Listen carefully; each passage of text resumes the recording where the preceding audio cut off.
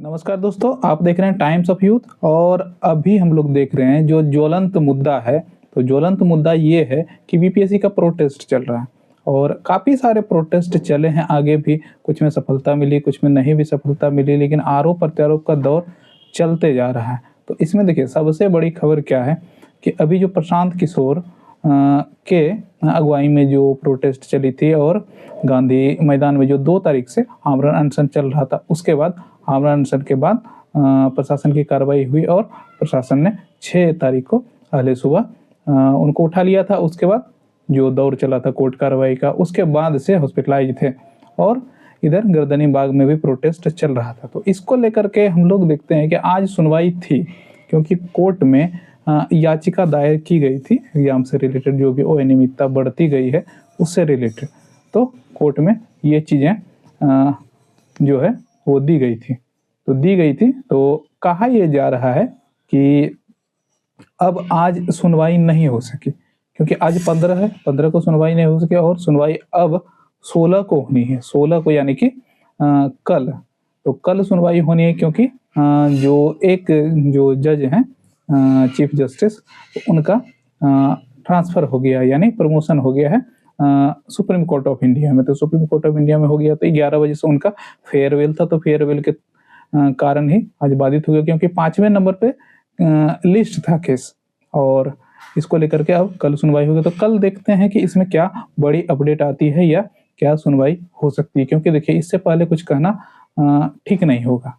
तो और एक बड़ी खबर ये है कि कल ही, मतलब एक विश्वसनीय सूत्रों से खबर आ रही है कि प्रशांत किशोर अनशन तोड़ सकते हैं, क्योंकि देखिए 2 तारीख से अनशन चला आ रहा है और उसके बाद उनकी हालत भी काफ़ी गंभीर होती जा रही है और क्योंकि उनको हॉस्पिटलाइज भी होना पड़ा। और देखिए आरोप प्रत्यारोप का दौर तो चलता रहेगा, क्योंकि पॉलिटिक्स में कौन किसको क्या बोलेगा, क्योंकि देखिए कोई पॉलिटिकल पार्टी बोलते हैं हम सही हैं, कौन गलत बोलता है, अपने आप को कोई गलत नहीं बोलता, लेकिन मुद्दा जो है उससे भटकना नहीं चाहिए।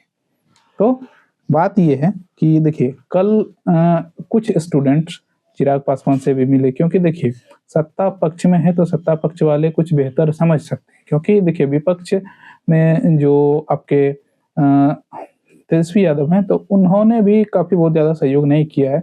वो भी अपने मुद्दे पे अपना लेके चल रहे हैं, उनकी भी यात्रा चल रही है, तो वो भी अपने कामों में मशगूल हैं, इधर ज़्यादा इंटरेस्ट नहीं दे रहे हैं। उसके बाद ये तो इधर चल ही रहा था।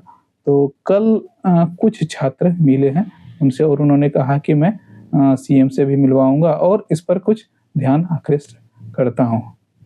तो उन्होंने भी कुछ समय की मांग की है और कोर्ट की कार्रवाई तो चल ही रही है। और देखिए आगे की बात अगर करें तो कहा जा रहा है कि 18 तारीख यानी परसों राहुल गांधी आ सकते हैं छात्रों से मिलने। तो उसका देखिए मेन अभी तो पता नहीं चला है, लेकिन कुछ बातें अभी निकल के आ रही है, आपको भी सुनाई पड़ रही होगी कि हो सकता है कि 18 तारीख को राहुल गांधी आए और छात्रों से मुलाकात करें या छात्रों को जाना पड़े उनसे मुलाकात करने, क्योंकि पटना आएंगे तो बात तो एक ही है।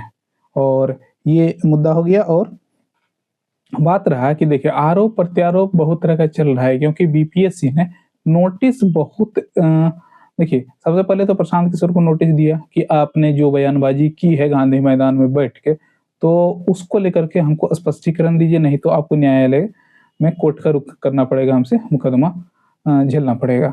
और अगला जो नोटिस आया, अगला नोटिस बीपीएससी की तरफ खान सर को आया है और उनको भी कहा गया है कि आप पब्लिकली स्टूडेंट या पब्लिकली माफ़ी मांगिए आपने जो कहा है, नहीं तो आपको क्रिमिनल एंड सिविल दोनों केस का सामना करना पड़ेगा।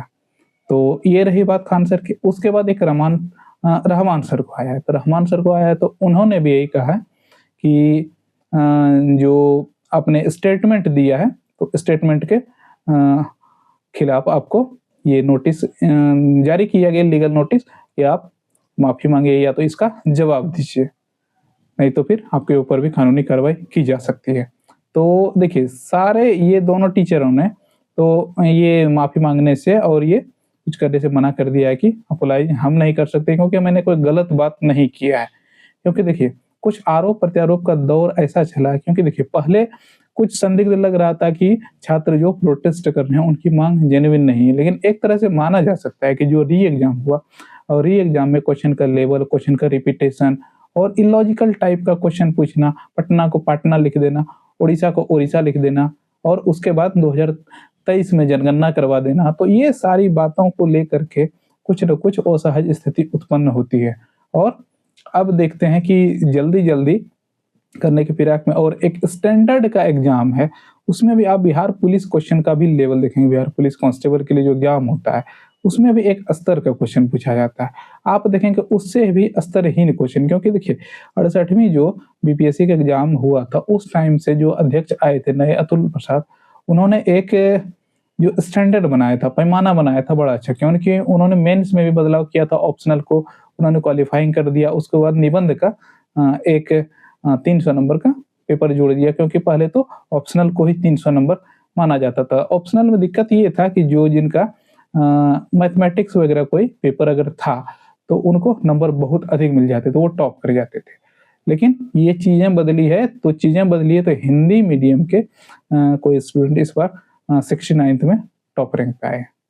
तो ये चीज़ें देखने को मिली है, लेकिन इसको बदलते हुए इस बार जो पीटी में क्वेश्चन पूछा गया पूरा स्तरहीन, क्योंकि देखिए आप 4 तारीख को री एग्जाम जो हुआ और 4 तारीख के री एग्जाम में 13 तारीख वाले 2 प्रश्न पूछे गए। तो आप समझिए कि इससे बड़ी मतलब दुविधा क्या हो सकती है कि आप 13 को जो एग्जाम करवाते हैं वही क्वेश्चन आप 4 तारीख को पूछ लेते हैं, उसके बाद 2 क्वेश्चन आपने डिलीट किया, तो ये क्या है?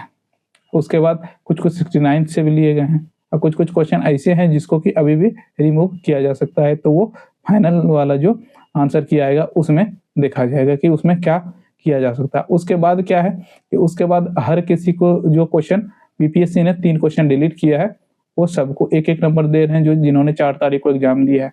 तो ये सारे मुद्दे चल रहे हैं और कोर्ट की कार्रवाई भी होनी है, कल स्टार्ट होनी है, क्योंकि देखिए कुछ न कुछ इसमें कुछ गहरा होने वाला है। क्योंकि देखिए जो चीफ जस्टिस हैं पटना हाई कोर्ट के, उन्होंने कहा है कि देखिए हम आपकी सुनवाई कल करेंगे यानी 16 जनवरी को, क्योंकि ये 5 मिनट में खत्म होने वाला कोई मुद्दा है नहीं, तो इसको ठीक से सुनना पड़ेगा।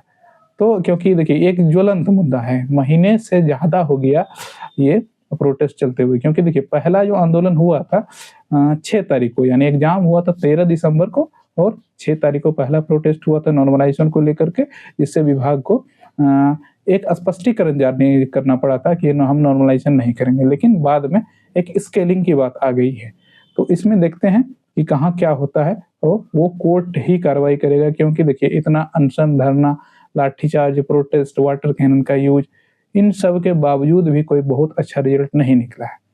तो आगे देखना है कि क्या होता है। देखिए और एक बात है कि पॉलिटिशियन का रोल, तो पॉलिटिशियन का रोल जैसे कि सबसे पहले तेजस्वी यादव भी मिलने गए थे, पप्पू यादव ने 2 बार बिहार बंद की। तो देखिए मेरा मानना यही है कि जो भी करें सपोर्ट में, छात्रों के सपोर्ट में जो भी करें, लेकिन छात्रों के सपोर्ट में सहयोग करने में किसी दूसरे को दिक्कत ना हो, इस तरह की हिंसा ना करें जिससे कि जिससे ट्रेन रुको। तो ट्रेन अगर रोकते हैं आप, तो उसमें हमारे आपके जैसे ही कोई ना कोई बंधु बैठे हैं जिनको दिक्कत होगी। अगर आप गाड़ियाँ रोकते हैं, किसी का एग्जाम है, किसी को कहीं समय पे जाना है, वही नहीं जा पा रहे हैं, उनकी गाड़ी फंसी रह जा रही है, तो फिर ये दिक्कत वाली बात। अगर करना है तो संवैधानिक तरीके से करिए, किसी को बिना डिस्टर्ब करे आप प्रोटेस्ट करिए, चाहे जैसे भी सहयोग करिए, लेकिन संवैधानिक तरीके से कीजिए। तो अभी तक का अपडेट ये ही है, आगे देखते हैं क्या-क्या देखने को मिलता है, क्योंकि चिराग पासवान ने भी कुछ आश्वासन दिया है, कोर्ट से भी कुछ नया आने वाला, हो सकता है कि 18 तारीख को राहुल गांधी भी मिलने आ जाएँ। तो इन चीज़ों में पल-पल में कुछ न कुछ बदलने वाला ही है, क्योंकि देखिए आरोप-प्रत्यारोप का दौर तो चलते रहता है। क्योंकि देखिए खान सर का स्टेटमेंट आप सुनेंगे तो उन्होंने आरोप लगाया है कुछ शिक्षकों पे, क्योंकि वो भी गए थे। तो 18 तारीख से ये जो शुरू हुआ है प्रोटेस्ट, वो भी गए थे, तो उनके जाने के बाद कुछ उनको अनर्गल शब्द सुनने को मिले, इसलिए उन्होंने अपने आप को वहाँ से अलग कर लिया है। तो देखते हैं आगे क्या होता है, मिलते हैं किसी नए अपडेट में, तब तक के लिए नमस्कार।